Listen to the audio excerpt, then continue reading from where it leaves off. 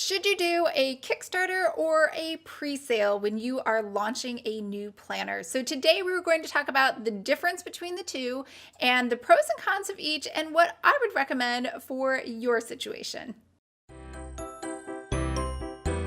Hi everyone, I'm Lisa from Pretty Fabulous, and I help online businesses create beautiful digital downloads using Adobe InDesign. So if this sounds like you or something you might be interested in, make sure to hit the subscribe button below. I post new videos every Monday and Thursday, and I do unboxings on Saturday. Now, in my Planner 101 course, if you have not signed up for that, definitely do. I will leave a link below. But we talk all about how to get funding for your planner. And if you have ever thought about doing anything that requires any type of capital, you've probably thought about going to Kickstarter, Indiegogo, or any of those sites. So let's talk about that versus I'm sure you've seen other people do pre-sales, and I'm not sure what the context is. It really depends on what the product is or who is speaking, but people will advocate doing pre-sales as a way to gauge interest in your product and maybe sort of pre-launch without really launching. And so what are the implications of that? And are you confusing your audience? So first, what is a Kickstarter? A Kickstarter is simply a campaign like a pledge drive, or you've seen people say GoFundMe, right? Typically for charities or someone having medical issues, but it's just an opportunity for people to give you money.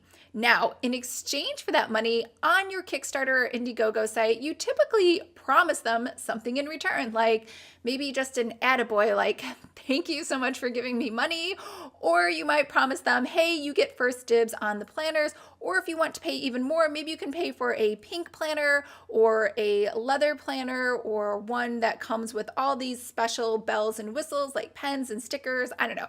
It can be anything you want. And so based on each of those tiers of support or sponsorship or whatever you want to call it, they will be paying a specific price based on maybe what they're getting or what tier level they want to be. Now, you don't always have to offer something, but it's pretty customary that you're offering something. Now, as somebody who has ever paid for one of those, it is kind of scary because what could happen is it does say at the bottom of every single campaign, this is not a product. So you're not buying an actual product. You are just buying in to help fund that product. And just like any other investment, it could turn into an actual physical planner that you get in the mail, or it could turn into nothing and your $10, $50, $100, $1,000, whatever you pledge to that campaign could be gone.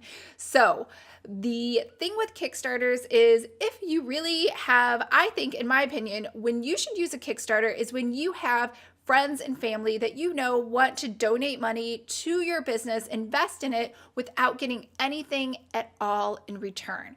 Because the thing with Kickstarters is it could be a really great place to get some new customers, but it could also be a place to just kind of burn out, fizzle out, and embarrass yourself. Not embarrass yourself, but embarrass a lot of other people. So I have one case study for you. As an example, Ink and Volt started out as a Kickstarter, and they were pretty successful. Everyone was super excited about it.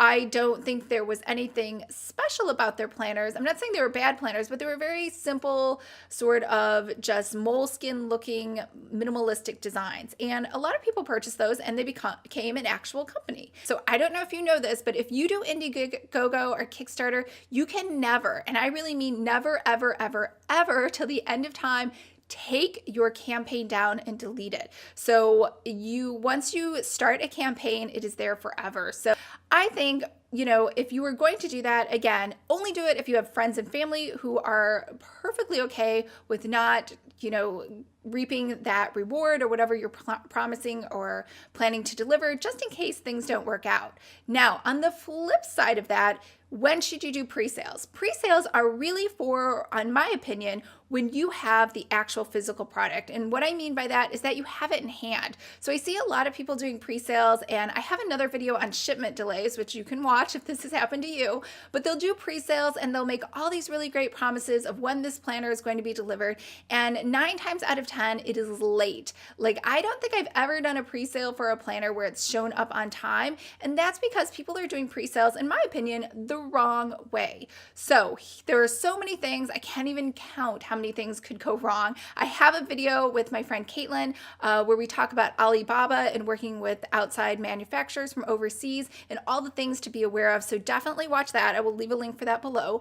But even the best laid plans, things could just go wrong and your shipment could be held up at customs. So this is another problem with the pre-sales. But when do I think you should do pre-sales? You should do pre-sales only when you have the final shipment of your physical product. Now, that does not mean that they are packaged or that they are at your distribution facility. I just mean that you have received that bulk order of 1,000 planners from China or however many you are ordering, and then you are ready to start opening up pre-sales. So by then you can have a better estimate of the time that things get to your facility and they get packaged and they get QA'd and they get sent out. And I feel like, I feel confident saying that once you are back in it doesn't matter if you're in the US or Australia or Britain or anywhere else, as long as you're back with the actual main product in your home country, you are pretty much 99.9% of the way there.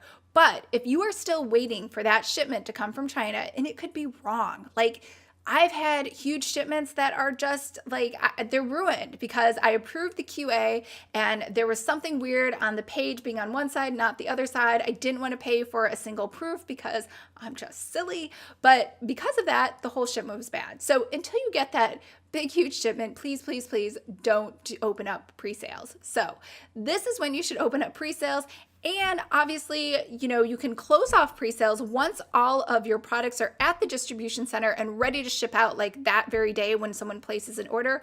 That's when your pre-sale time should end, and that's when you should escalate your price. So I hope that was helpful. So let's just recap because I talked really fast, but it's pretty simple. Kickstarter versus pre-sale, what's the difference? Kickstarter, people may never, ever, ever get their money, and you don't have to promise that. But again, I think you're putting your reputation on the line. And with the pre-sales, the difference is you physically are going to have that product. Now, there are people, the caveat is there are people that will advocate you should do the pre-sale, just see how sales are going to go, and then cancel and refund everybody their money later. I feel like this is a very deceptive practice, and honestly, it kind of hurts all of us online because it leaves a bad taste in everybody's mouth when they've ordered something, they've been waiting on it, maybe they haven't made other purchases because of it, you've been holding on to their money. In theory, you could have been making money from the bank, even though saving percentages right now are like nothing. But I just don't think that is a good ethical business practice, in my opinion. Now, the flip side of that is to say it is okay to do pre-sales if you really need to test the market and say, you know what, I haven't ordered that. Like, I think it is 100% okay just to tell people you're maybe paying just a deposit and I am just testing it out to see if anybody actually really physically wants this so that I can put the money in for the down payment on this. And because of that, it's possible this might be delayed by months and months, possibly an entire year, because it could take an entire year to go back and forth with those orders from China. Unless, of course, you're in Australia, which I think probably helps a lot with shipping and getting things from China. But anyways, that is out of the scope of this conversation. So pre-sales, that's the difference between the two. And again, you should only use Kickstarter if you're just going to ask friends and family. And pre-sales, you should only do if you have that physical product in hand. All right, I hope that was helpful. Leave a comment below and let me know your thoughts on pre-sales and Kickstarters and your experience, either as someone who has invested in them or someone who has run a Kickstarter or pre-sale campaign. All right, if you are interested in learning more about selling planners, make sure to sign up for Planner 101. And I hope all of you are having a great day and I get to meet you in the course.